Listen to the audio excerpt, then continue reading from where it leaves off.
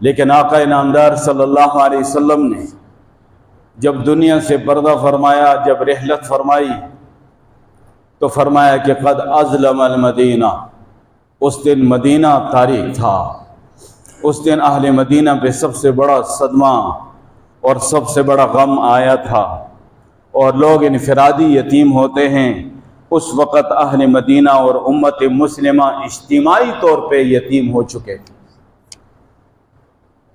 وہ ماہ ربیع الاول، وہ 4 نسبتیں تھوڑی تھوڑی جھلک آپ کے سامنے رکھ کر گزر رہا ہوں کہ ولادت باسعادت بھی ماہ ربیع الاول میں، نبوت و رسالت بھی ماہ ربیع الاول میں، ہجرت بھی ماہ ربیع الاول میں، اور پیاری محبوب کا دنیا سے پردہ فرمانا اور رحلت جو ہے وہ بھی ماہ ربیع الاول میں۔ چاروں نسبتیں ماہ ربیع الاول کے ساتھ ہیں، اور آپ صلی اللہ علیہ وسلم کی ولادت باسعادت میں امت کے لیے رہنمائی ہے، نبوت و رسالت میں امت کے لیے رہنمائی ہے، ہجرت میں امت کے لیے رہنمائی ہے، اور آپ صلی اللہ علیہ وسلم کی رحلت میں امت کے لیے رہنمائی ہے۔ ولادت باسعادت جب ہوئی تو انسانیت کو حریت ملی، آزادی ملی، انسانیت کا مقام بلند ہوا، انسانیت کو شرف حاصل ہوا، اور جب پیارے محبوب کو نبوت و رسالت ملی تو انسانیت کو اللہ تبارک و تعالی نے شریعت دی، پیارے نبی کی سنت دی، سیرت دی، قرآن دیا، ایمان دیا، اور جب ہجرت اللہ نے پیارے محبوب کو عطا کی تو اس کے بدلے میں اللہ نے پیاری نبی کی اس ہجرت کے صدقے میں امت کو حریت عطا فرمائی، انقلاب عطا فرمایا، جہاد جیسا جو ہے پیغام اللہ نے عطا کیا، اور ریاست مدینہ اللہ نے عطا کی۔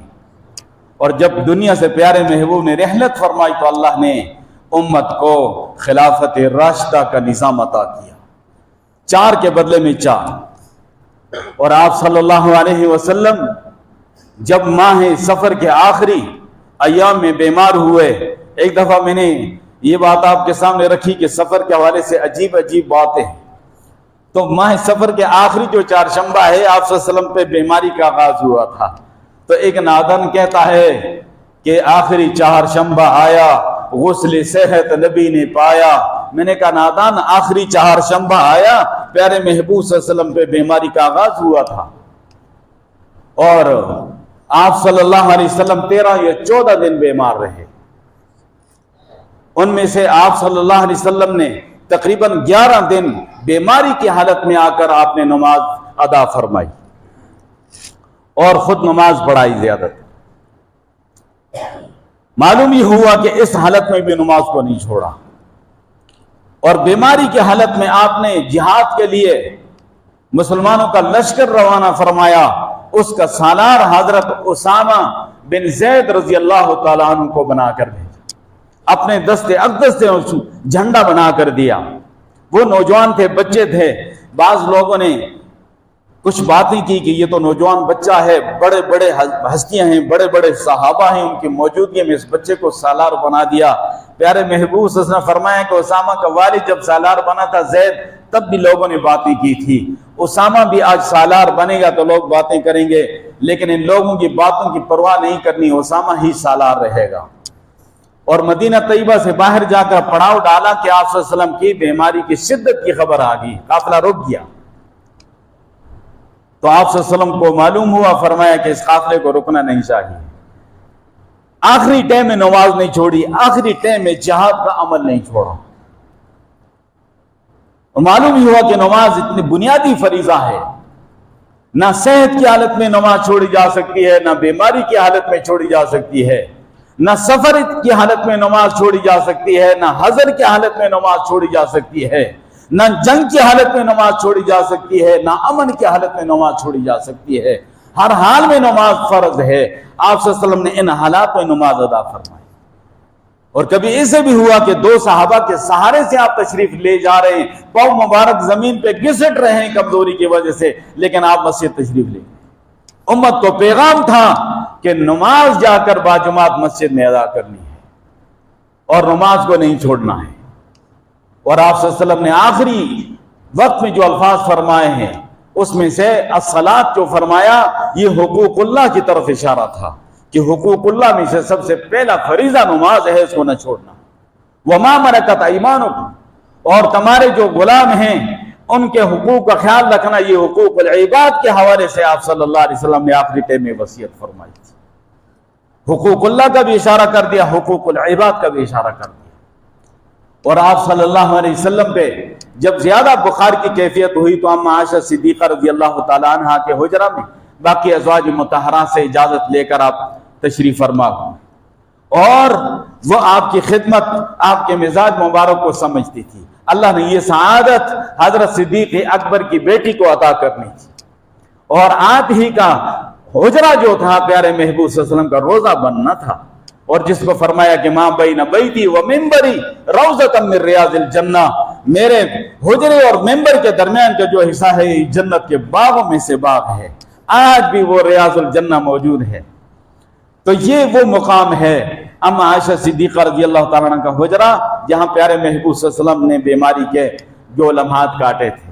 اما عائشہ صدیقہ رضی اللہ تعالیٰ عنہ ان کی خدمت فرمائی، تیمارداری فرمائی، اور آپ صلی اللہ علیہ وسلم کو سہارا دیا۔ آپ صلی اللہ علیہ وسلم پہ بہت شدید بخار، آپ صلی اللہ علیہ وسلم کے سامنے پیالہ رکھا ہوا ہے، اور سر مبارک، پیشانی مبارک پانی میں ہاتھ بھگو کر آپ پھیرتے ہیں اور فرماتے ہیں کہ الا ان للموت سکرات، خبردار موت کے لیے سختی ہے، موت کے لیے شدت ہے۔ اور اس وقت اما عائشہ صدیقہ رضی اللہ تعالیٰ عنہ فرماتی ہیں پیارے محبوب صلی اللہ علیہ وسلم نے میرے جو ہے چھاتی کے ساتھ سہارا لیا ہوا ہے، اور سر مبارک جو ہے آپ صلی اللہ علیہ وسلم کے اس حالت میں ہے کہ بین حاقنتی و ذاقنتی، میں نے تھوڑی اور میری چھاتی کے درمیان پیارے محبوب صلی اللہ علیہ وسلم کا سر مبارک تھا، اور آپ صلی اللہ علیہ وسلم کی تکلیف کو اور اس کو میں دیکھ کر بے چین ہو رہی تھی، یہاں تک کہ حضرت فاطمہ نے اس وقت فرمایا با کر با اباہو، اے میرا ابا جان کی تکلیف۔ حضور پاک صلی اللہ علیہ وسلم نے فرمایا فاطمہ آئندہ کے لیے تیرے ابے کو کبھی تکلیف نہیں ہوگی، تو پریشان نہ ہونا۔ اور اس حالت میں آپ صلی اللہ علیہ وسلم نے جب دنیا سے رحلت فرمائی تو اس وقت مدینہ والوں پہ کیا گزری، اہل مدینہ پہ کیا گزری۔ 12 ربیع الاول ہے، اور جناب علی پیر کا دن ہے، اور زوال کے بعد کا وقت ہے۔ آپ صلی اللہ علیہ وسلم نے دنیا سے رحلت فرمائی، اور صحابہ اکرام بے چین ہیں، پریشان ہیں۔ حضرت عمر فاروق رضی اللہ تعالیٰ عنہ جیسا جری انسان حواس کھو بیٹھتا ہے اور کہتا ہے لوگوں خبردار، جس نے یہ کہا کہ محمد صلی اللہ علیہ وسلم وفات پا گئے ہیں، اس تلوار کے ساتھ اس کا میں سر قلم کر دوں۔ حضرت ابو بکر صدیق رضی اللہ تعالیٰ عنہ جب تشریف لے آئے تو پیارے محبوب صلی اللہ علیہ وسلم کے قریب آ کر آپ صلی اللہ علیہ وسلم کے مبارک پیشانی کو بوسہ دیا اور فرمایا میرے ماں باپ آپ پہ قربان ہوں، آپ کی زندگی بھی مبارک ہے، آپ کی موت بھی مبارک ہے، اللہ آپ پہ 2 موتوں کو آپ جمع نہیں کرے گا۔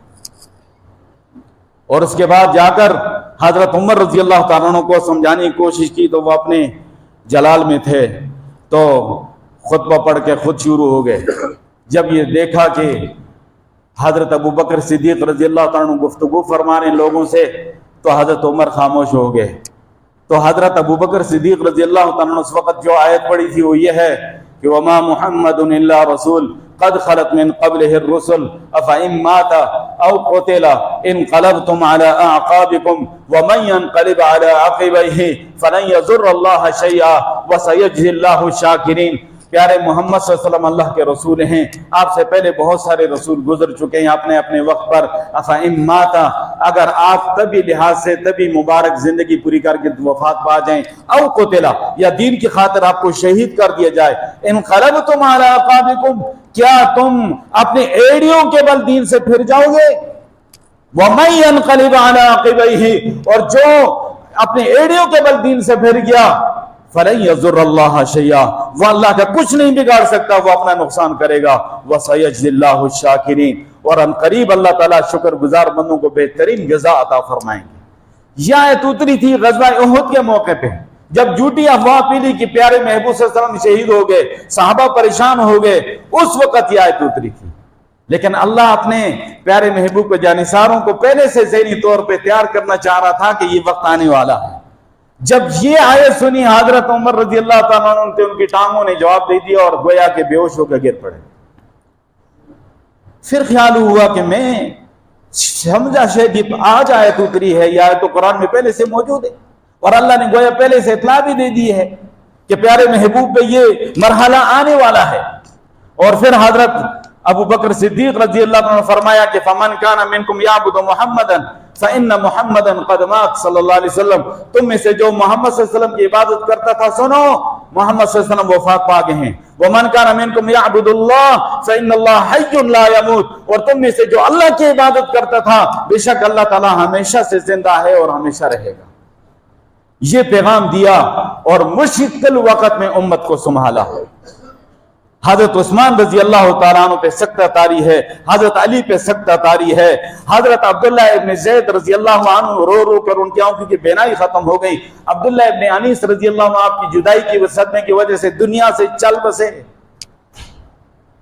اور مدینہ تاریک ہے. اور اس وقت سارے کے سارے صحابہ رو رہے, پریشان ہیں. حضرت فاطمہ الزہرا رو رہی ہیں اور فرماتی ہیں اس وقت جب آپ صلی اللہ علیہ وسلم کو دفنا کر حضرت انس واپس آئے تو ان سے کہا کہ آپ نے کس طرح گوارا کیا کہ میرے ابا جان کے جسم کے اوپر بٹی ڈال کر تم آ رہے ہو, میرے پیارے ابا جان کو اکیلے چھوڑ کر آ رہے ہو. اور اس وقت انہوں نے کچھ اشعار کہے کہ ما زال من شم تربت احمدا ما زال من شم تربت احمدا لم یشم مد الزمان قبالیا. فرمایا جس نے پیارے نبی کی مبارک قبر کی مٹی کی خوشبو سونگ لے ساری زندگی وہ کبھی خوشبو نہیں استعمال کرے گا اور نہیں سونگے گا. ایسی خوشبو. دوسرا اتنا صدمہ ہے کہ اب وہ یہ خوشبو اور عیش عشرت چھوڑ دے گا ساری زندگی کے لیے. اس کے بعد کا جملہ ہے صبت علی مصائب لو انہا صبت علی مصائب لو انہا صبت علی الایام سرن لیالیا. میرے ابا جان کی جدائی کی وجہ سے مجھ پہ غموں کے صدموں کے اتنے پہاڑ ٹوٹے, اتنے پہاڑ ٹوٹے. اگر وہ غم اور صدموں کے پہاڑ دنوں پہ پڑتے تو دن بھی رات ہو جاتے. حضرت فاطمہ پریشان, حضرت عائشہ پریشان, ابو بکر صدیق رضی اللہ پریشان, عمر رضی اللہ تعالیٰ عنہ ہوش حواس کھو بیٹھے, حضرت عثمان علی پہ سکتہ طاری ہے, حضرت عبداللہ ابن زید رضی اللہ عنہ نے رونے کی وجہ سے ان کی آنکھوں کی بینائی ختم ہو گئی, عبداللہ ابن انیس غم کی وجہ سے اسی وقت اللہ کو پیارے ہو گئے, پورا مدینہ تاریک ہے. ان کو یہ خیال نہیں تھا کہ یہ 12 ربیع الاول ہے, پیارے محبوب پیدا بھی ہوئے تھے. وہ سارے پریشان ہیں, سارے رو رہے ہیں. آپ یہ کہہ سکتے ہیں کہ سارے مدینے والے سارے صحابہ پریشان ہیں. شیطان اس دن خوش تھا, شیطان ہی اس دن خوش تھا ہوگا, ورنہ سارے پریشان تھے.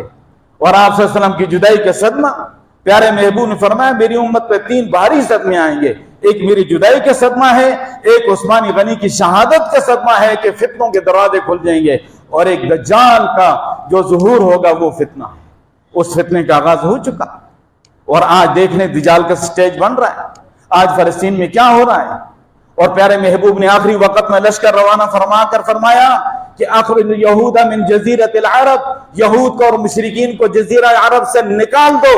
اور آخری ٹائم میں لشکر روانہ فرما دیا اور پیغام دے دیا قیامت تک کے لیے امت کو کہ یہود و نصارہ کا ناپاک وجود عرب کی سرزمین پہ نہیں ہونا چاہیے. لیکن افسوس کی بات ہے کہ آج کے عربوں نے یہود و نصارہ کو لا کر عرب میں بٹھا دیا. اور جناب علی بڑی شرم کی بات ہے کہ یہود و نصارہ کو لا کر ٹھہرایا کہ مدینہ اور مکی کی حفاظت یہ کریں گے. قطر والوں نے لا کے ٹھہرایا تھا کہ حفاظت کریں گے, انہوں نے حفاظت کر کے دکھائی. یہ یہود و نصارہ فرمایا تمہارے دوست نہیں ہو سکتے. اور یہ تو ایسے ہی ہے کہ جناب علی آپ جو ہیں تو بلے کو چھچڑوں پہ رکھوالا مقرر کر دیں یا بھیڑوں کے اوپر بھیڑیوں کو چوکیدار مقرر کر دیں. یہ تمہارے دوست نہیں ہو سکتے. لا تتخذوا اليهود والنصارى اولیاء, یہود و نصارہ کو دوست نہ بنانا, تمہارے دوست نہیں بن سکتے. تو آج کچھ نہاتے نوجوانوں نے, اور خواہ وہ غیر مسلم ہیں لیکن انسانیت ان میں زندہ ہے, ضمیر ان کا زندہ ہے, آج فلسطینیوں کی حمایت کے لیے, ان کا محاصرہ چھڑانے کے لیے وہ لوگ وہاں سے ان کے قافلے چلے، ان کے لیے دعا کریں۔ آ کے پاکستان کی نمائندگی ہے، کشمیر کی نمائندگی ہے، اللہ کا شکر ہے، اللہ ان کی حفاظت فرمائے۔ آج کی خبر ہے کہ جناب علی جو اٹلی کے ساحل پہ مجبور انہوں نے پڑاؤ ڈالنا پڑا، کیونکہ آب ہوا بالکل موافق نہیں ہے، دریا میں طغیانی ہے، اور ان پہ میزائل حملے بھی ہو چکے ہیں، اور جناب علی طوفانوں کا سامنا بھی انہیں ہو رہا ہے، لیکن وہ ثابت قدم ہیں۔ انشاءاللہ آپ کی دعائیں ان کے ساتھ ہونی چاہیے، اللہ ان کو کامیاب فرمائے، اپنی منزل تک پہنچائے، اپنے مشن میں اللہ کامیاب کر دے، اور وہاں پر یہود و نصارہ کا محاصرہ تھا کہ وہ ختم کر دیں، بھوکے پیاسے تڑپتے ہوئے معصوم بچوں انسانوں تک وہ خوراک اور دعا پہنچا سکیں۔ اللہ تبارک و تعالی ہم سب کا حامی و ناصر ہو۔ وآخر دعوانا الحمدللہ۔